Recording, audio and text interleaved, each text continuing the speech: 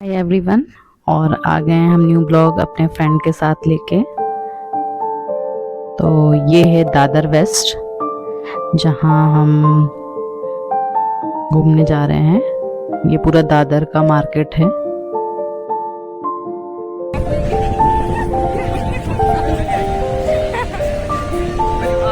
उसके बाद काय जाने वाला आहे? आता आपण चाललोय दादर चैत्यभूमीला.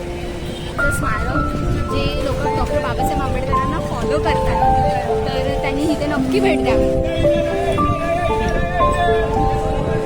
और इन्होंने मराठी में ये बताया कि हम चल रहे हैं चैत्र भूमि, जो बाबा साहब का स्मारक है, जहाँ पे जो बाबा साहब को फॉलो करता है तो वो जरूरी यहाँ पे दर्शन करने आते हैं। फिर ये आ गया है पूरा दादर का मार्केट है। अभी मॉर्निंग का टाइम है तो उतनी भीड़ नहीं है।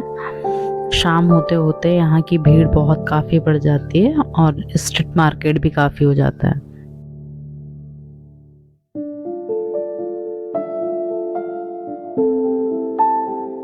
स्टेशन से वॉकिंग डिस्टेंस पे यहाँ पे हमने कबूतर खाने से टैक्सी ली है, जो चैत्र भूमि तक डायरेक्ट जाने वाली है।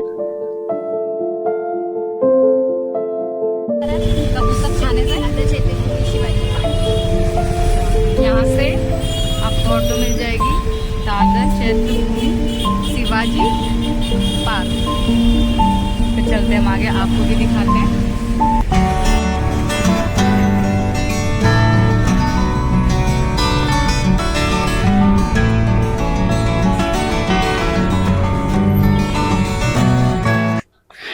यह चैत्र भूमि जहाँ बाबा साहब के अंतिम दर्शन लोगों ने किए, उनका अंतिम संस्कार यहीं किया गया था। मुंबई के दादर में स्थित यह चैत्र भूमि तीर्थ स्थल है। बौद्ध अनुयायियों के लिए और बाबा साहब को मानने वाले लोगों के लिए यह बहुत ही महत्वपूर्ण स्थल है।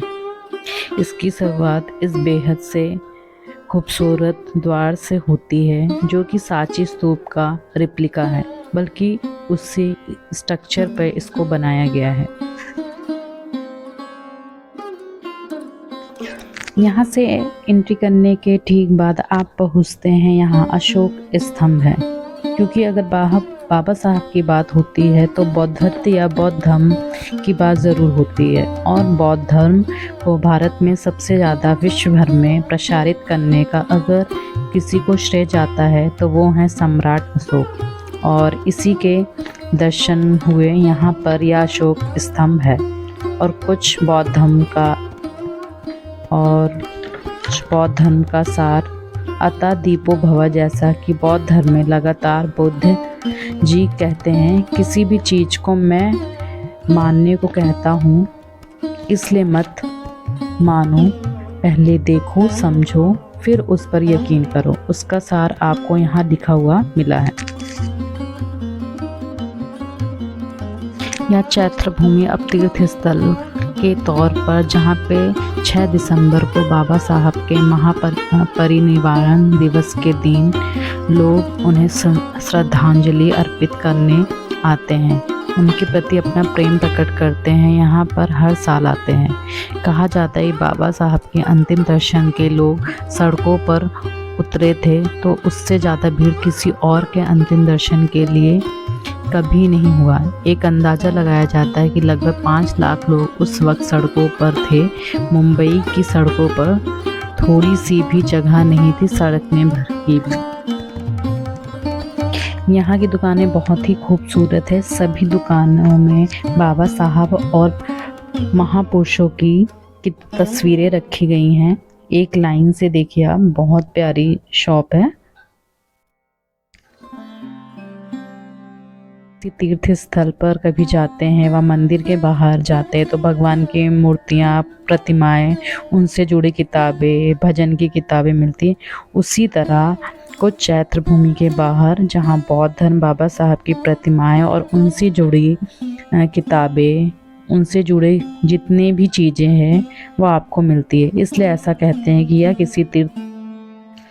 और बाबा साहब के हाथ में हमेशा उनकी किताब, संविधान की किताब रहती है, जिससे वो ये समझाते कि हमेशा यह बताते हैं कि शिक्षित रहो, संगठित बनो, संघर्ष करो। बाबा साहब की यह सीख जिसकी ओर यह इशारा करते हैं लोग बताते हैं कि शिक्षित बनो और खुद को शिक्षित करो।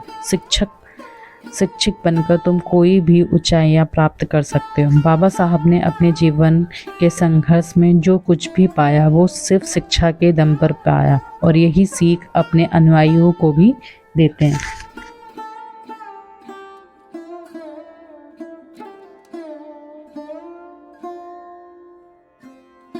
यहाँ आपको फूल और कैंडल दोनों चीज़ मिल जाते हैं जिससे आप दर्शन कर सकते हो जाके।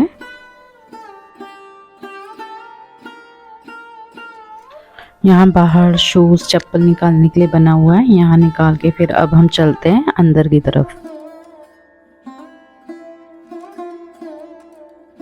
तो चलिए अब चलते हैं हम चैत्र भूमि बाबा साहब के दर्शन करने।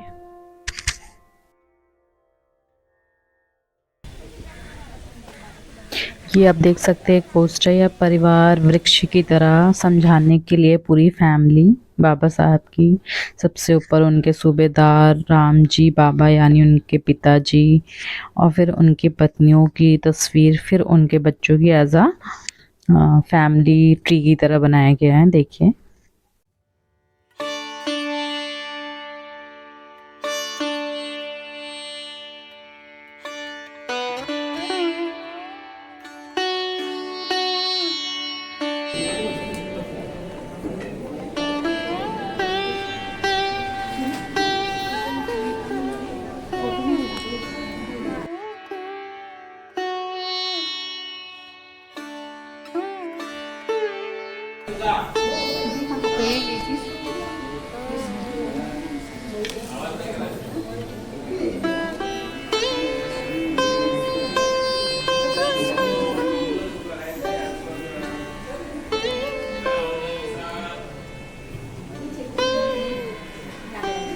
क्या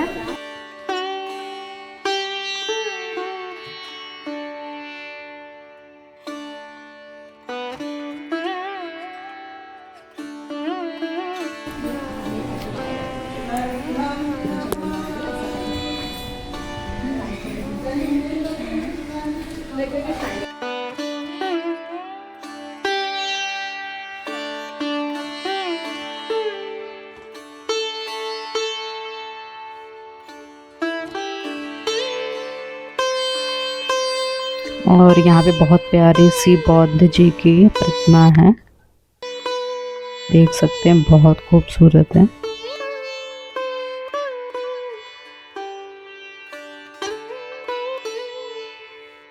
और यहाँ पे छोटी कुछ भी आपको लेना हो बहुत प्यारे हैं गौतम बुद्ध और बाबा साहब अम्बेडकर से जुड़ी चीज़ें। तो मैंने एक स्टैचू गौतम बुद्ध जी की और एक अशोक का स्तंभ लिया है, बहुत प्यारा है जो।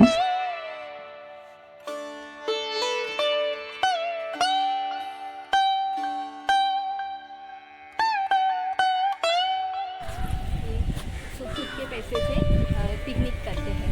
तो ये लोग लेके जाते हैं या खुद करना होता है ऐसा? जगह पर रहते हैं, पूरा रहने खाने होटल प्रवास सबका फ्री। हाँ, नीचे कांटेक्ट नंबर है। और ये बौद्ध धर्म के लिए सारे स्थल और जितनी जगह जाना है ये पूरा। और ये दादर का बीच, यहाँ से आप देख सकते हैं बहुत ही खूबसूरत जगह है। चलते हैं मंदिर और देखते हैं आगे। ये ना उनका विसर्जन के लिए द्वार है। अच्छा यहाँ है वैभवशाला। और यहाँ पे वो जो बना था वहाँ पे गणपति जी का विसर्जन होता है।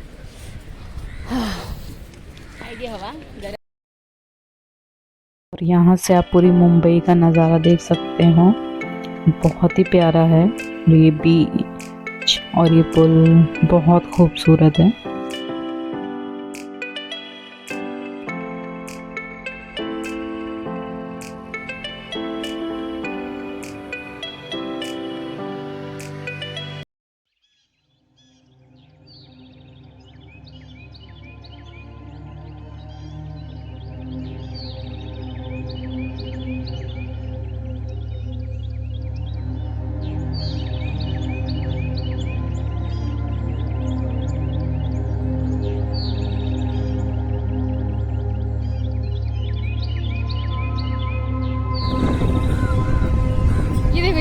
उनको, कितने अच्छे से नहा रहे हैं।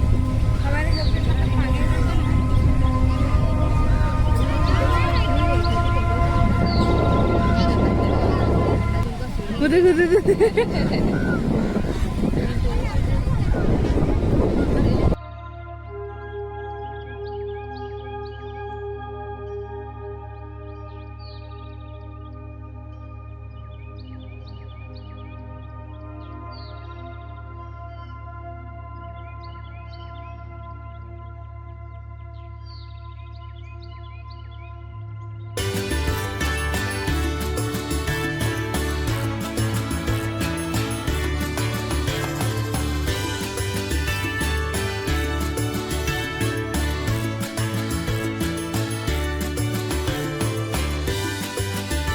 और आज के इस वीडियो में इतना ही। देखते हैं हम नेक्स्ट वशु शाइन चैनल के ब्लॉग में, तो मिलते हैं। और थैंक यू गाइस, और ऐसे ही बने रहिए मेरे चैनल।